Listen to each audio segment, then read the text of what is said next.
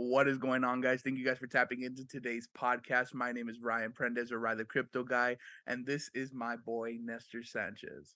What's up, y'all? Hope you guys are having a great day. I'm also known as Crypto Delo. Y'all can follow me on my socials. And we are the master nodes. Make sure you guys stay to the end to hear about some additional resources that we're going to provide y'all to get you guys a little bit more in tune with cryptocurrency. But without further ado, I'm going to go ahead and introduce a very special guest today, my boy Gustavo Alaniz. What's up, Gustavo? Thank you for tapping in. Yo, what's going on, fam, man? It's a pleasure to be on here. Blessed and grateful to be alive today, man. And you already know, man. Let's get this thing going, man. I'm pretty interested about you guys' podcast, man. Oh, thanks, brother. Appreciate you. Appreciate you. So before we begin, my boy, go ahead and tell our viewers a little bit about yourself and your background. Yes, sir. So, family, what's going on? My name is Gustavo Alaniz. I'm 27 years old. I'm from New Orleans, Louisiana, born and raised. I've been doing what I'm doing now for quite some time, 7 years in the game. Being raised in New Orleans, Louisiana, I'm from a city where they call the Big Easy. A lot of people like to take the easy way out. And just, being in the environment that I was a part of, I've always wanted more out of life. I grew up playing sports. You named it. I played it: football, basketball, soccer, the whole nine. I was also into the band. I used to play the drums back in the day. And growing up since I was 12, I've always made music. So music's always been a big passion of mine. But overall, just wanted to be somebody in life. Didn't really have the vehicle to take myself where I'm at today. But through the blessings of what we found with trading, investing, and networking, we've been able to really break generational curses and live lifestyle like we had never had before. But I'm just an average kid with above average dreams. I saw what I saw, a few years ago, just like anybody else did, and seeing it for what it was. I've been able to really tap in and really maximize my portfolio, travel the world. Literally just got back from Europe. And yeah, man, just been able to really do things I've never done before. So, I'm blessed and grateful to be here and blessed and grateful to be able to, serve you guys and give you guys some value. Bro, I love that. I hit on a couple of things that you said. You love sports, you love making music. And I think what you kind of hit on was like, you do this so that you can do other things as well, right? It's a big part of, I think life is some people, they only do their work, right? That's like what they do. They go to work and then they come home and they chill, right? And I think that's what you're referring to when you said people take the easy way out. People just take that 9 to 5 and that's it. But I think some people, they want a little bit more from life. And I think that's amazing that we're able to share that with other people and ultimately grow with each other. So something I did want to ask you was kind of what got you started? What was your first exposure to investing? And how did you feel about it in the beginning? Because I know for me, when I kind of heard investing in the beginning, I was like, I mean, I'll just do that later. I have a 401k, I'll be fine. And I think that's a lot of people's kind of views towards investing. But how did you kind of come across it? Yeah, man. So I'm glad you asked because, growing up, I went through the middle school, high school phase, wrong place, wrong time, wrong people. I hung around some great people, some phenomenal people, don't get me wrong, but they weren't so knowledgeable on how to make money, how to build assets, how to do all those great things regarding business.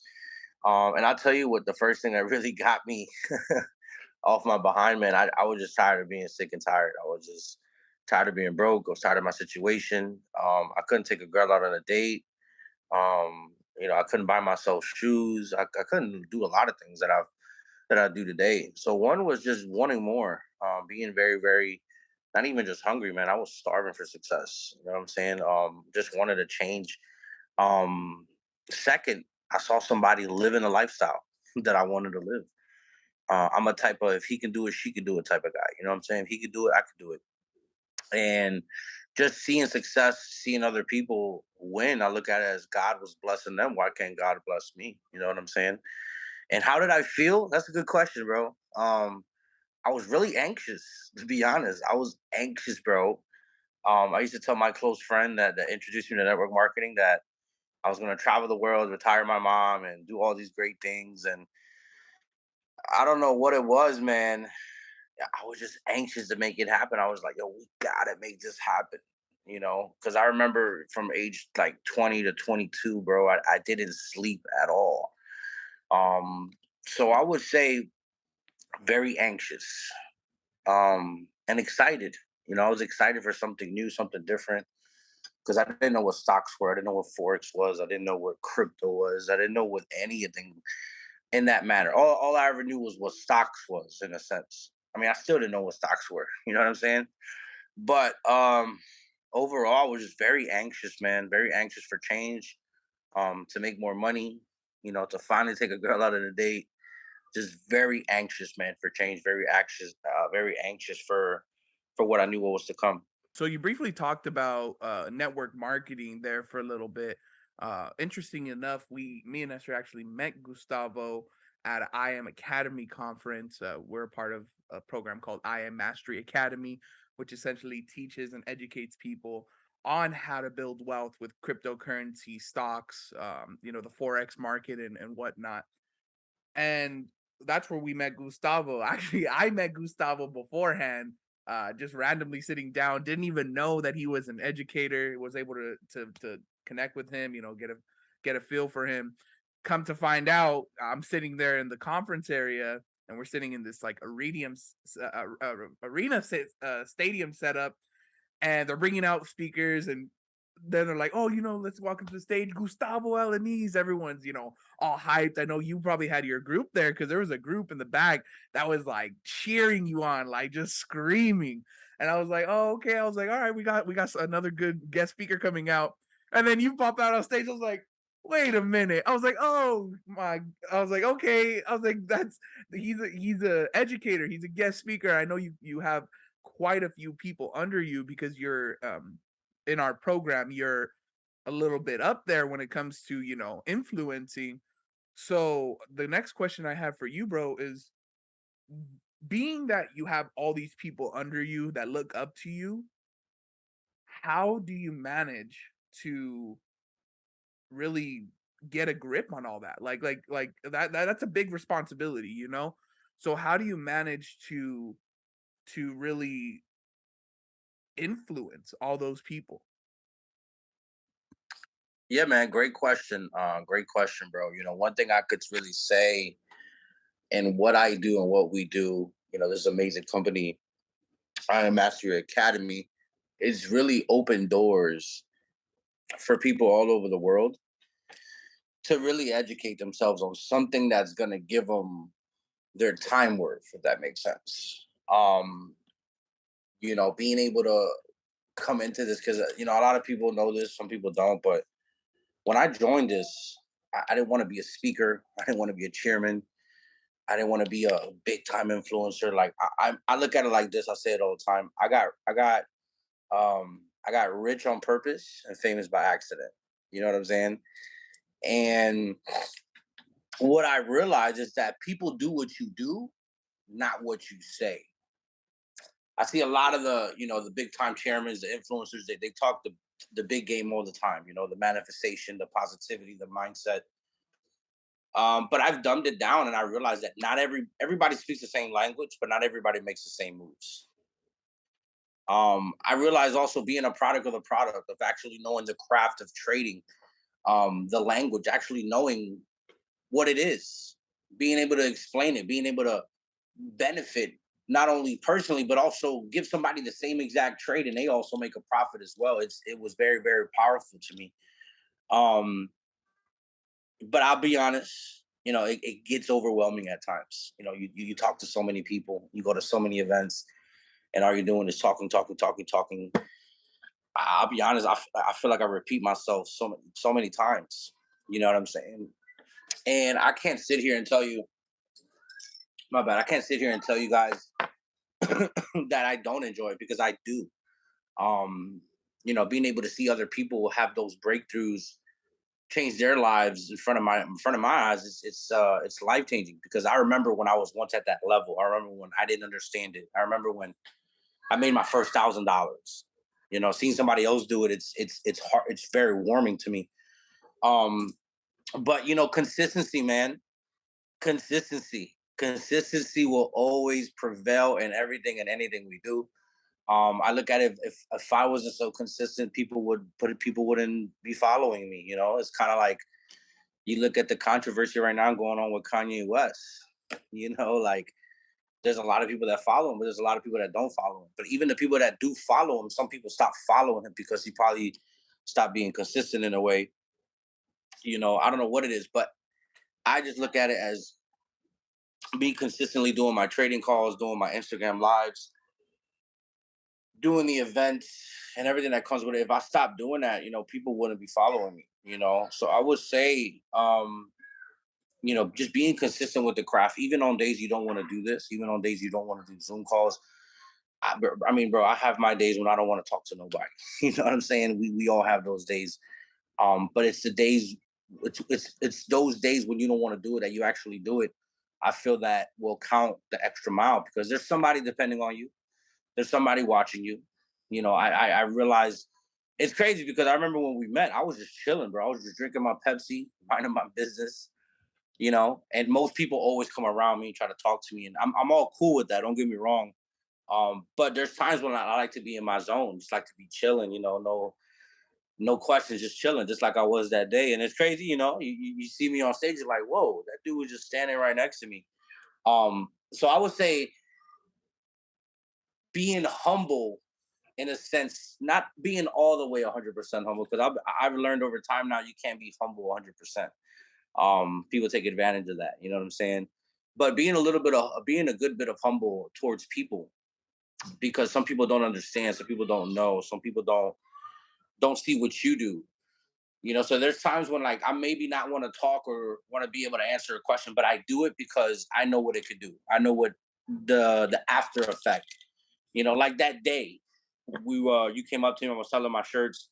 We did like a little whatever, right? Quick little video. Like, what if I didn't do that? You know, what if I didn't do that? You probably would have had to like, man, what's wrong with this dude Gustavo? But I know when I did it with the intention, I knew it was gonna go a long way. I mean, now we're here on a podcast. You know what I'm saying? So being able to just do the little bit extra for people, taking the pics, you know, being able to stay a little longer, being the first one in, the last one out. I mean, I've been to so many different events where the event would be over, and then wherever I go, there'd be another event. There'd be people around me, people asking me questions, and I'd be there till the last second, till the last minute. You know what I'm saying? But you know, being humble, being consistent, I'd say those two things really played a big role. Because you know, you look at it, man, chairman 25, chairman 50, you know, it's not easy. You know what I'm saying? You deal with a lot of people, a lot of emotions, a lot of egos, a lot of pride, different personalities, you know, but the past 5 years of just studying personal development, studying, you know, just how people think, how to connect, how to communicate with people. Um, I realized just sometimes just doing a little bit more over delivering, under promising goes a very, very long way, you know. But the way another thing to answer the rest of the questions, the way how I balance it with the family, with my girlfriend, and everything that comes with it is just I look at it like there's no balance, if that makes sense. When you do it, you just do it. You know, I can't look at charts and be doing a Zoom call at the same time showing the presentation. Like it just doesn't work like that. Me, I have a set schedule. You know, if I do trade in the morning, which I don't really trade in the morning, I'll trade in the morning, and then all afternoon throughout the day, I'm building my business. But what I usually do is I build and brand my business all day, and I trade at night. So that's my kind of routine. I trade at night, but during the day, I build my business, I network, I do all my calls and everything that comes with it. Um, and honestly, man, just being able to give value, that's another thing. How do I do it? I got to give value. If I don't give value to people, man, people aren't going to follow me.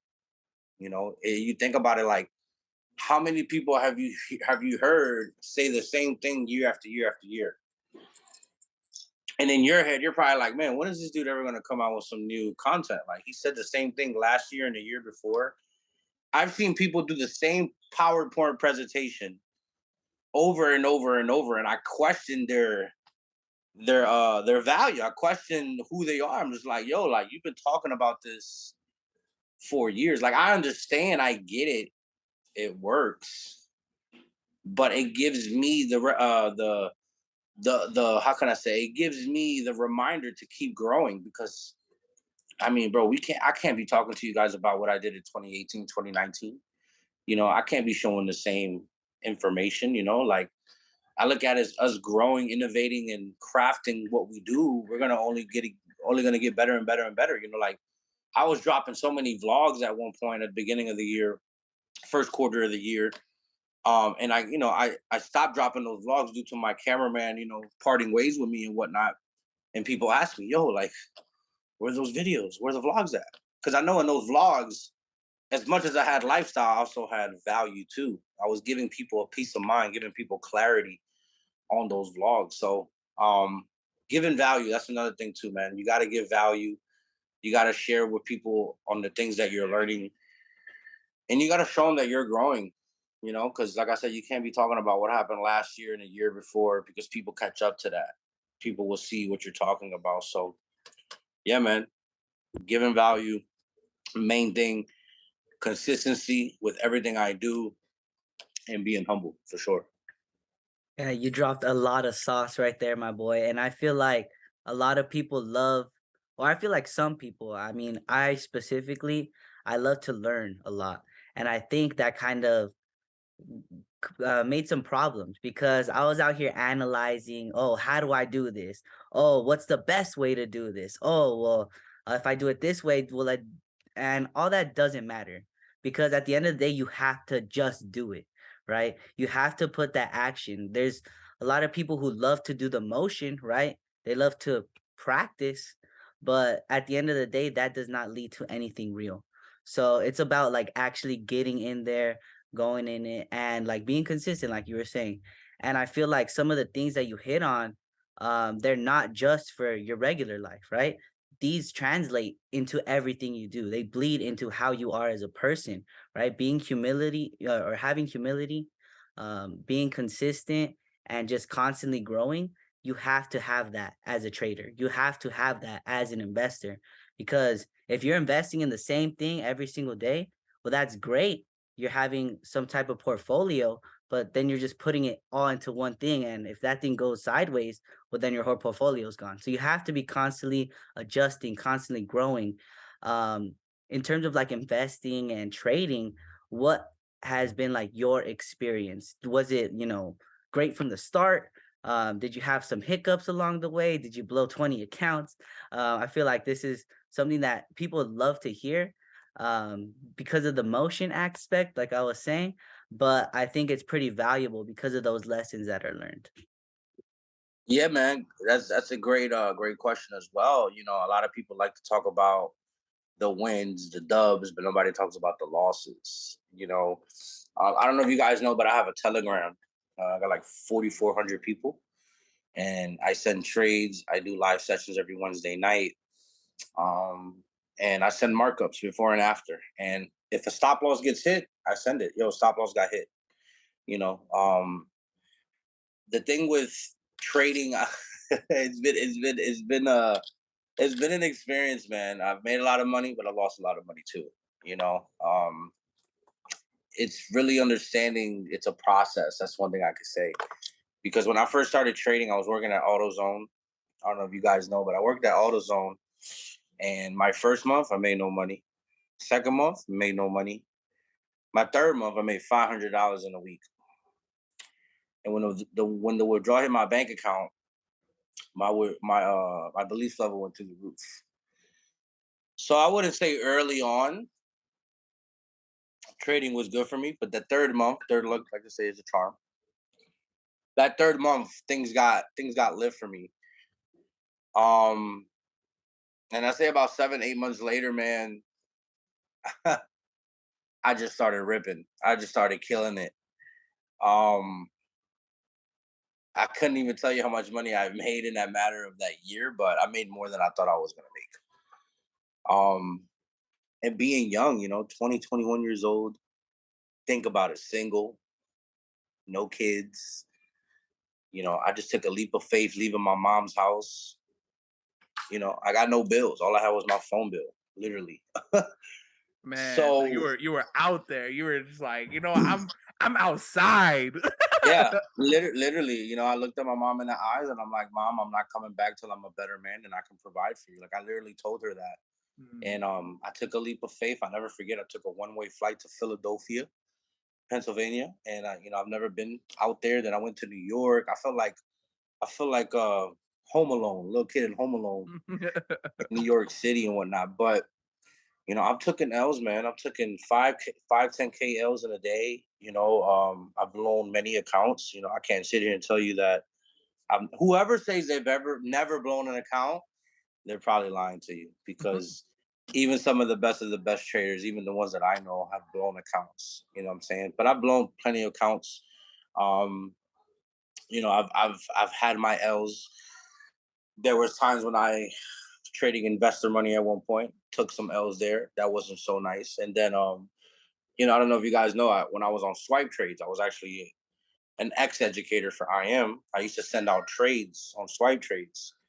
And, not gonna talk so much about that. I did what I did, but sometimes some weeks weren't so good. So I dealt with a lot of sabotageness. I dealt with a lot of negativity. It wasn't just the L's I took, but it was the emotions that came with it too. Think about it, like you're not only trading for yourself, but you're trading for hundreds of thousands of people. So think about how many emotions you had to deal with, you know. But early on, first 3 months, it was really hard. I look at it like if I would have quit my first second month, I wouldn't be here right now. And it blows my mind to really think that way because it's true. It's just like the average person quits a month, 2 months in. Imagine going a whole year without being profitable. Like some people can't even imagine that. Like I've seen people go like make no money in a year, then the year after they're profitable.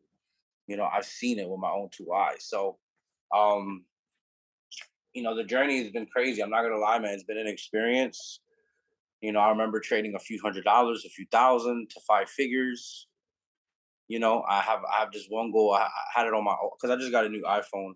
I have it on my other phone, but I had a $1 million day on MT4. Had $1 million day or not me, but I'm talking about. I got it posted, just a screenshot, and it's just something that I'm going to manifest to be able to have $1 million days in the market. But I know as much as I have $1 million days, I'm going to have days when maybe I'll lose $1 million too. So you know, um, the experience has been a journey.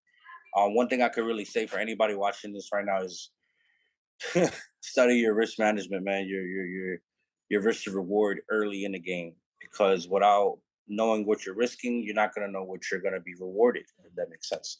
Everybody knows the reward. Oh, I'm gonna catch 100 pips this week. I'm gonna catch 500 pips this week on Bitcoin.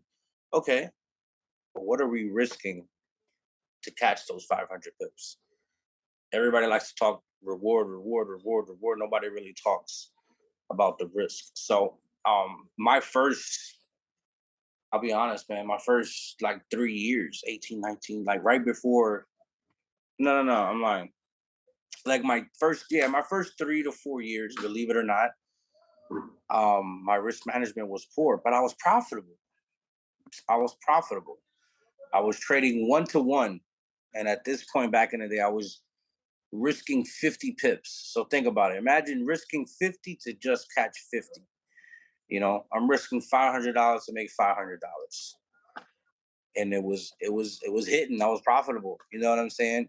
But once I unlocked the power of one, compounding, and two, I can risk less and make more money, the light bulb went off. I was like, okay, now I get it.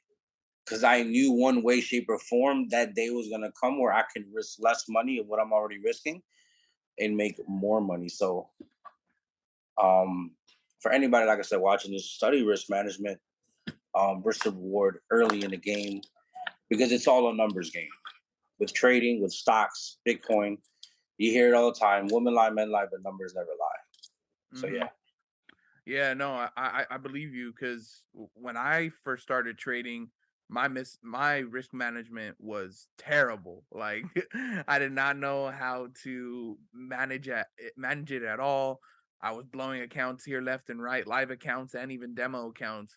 And this is when I first started trading. And so it really took me sitting down with my sister's boyfriend to understand, because he's a trader as well, to understand risk management and how really to manage that risk. Like, there's such an easy way to do so with TradingView.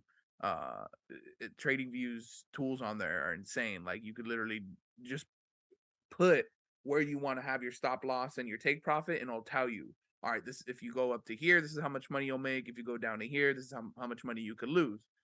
I didn't know that, going into the game. And so once I started really using the tools that were provided for me and available, I was then able to be like, oh, okay, you know what?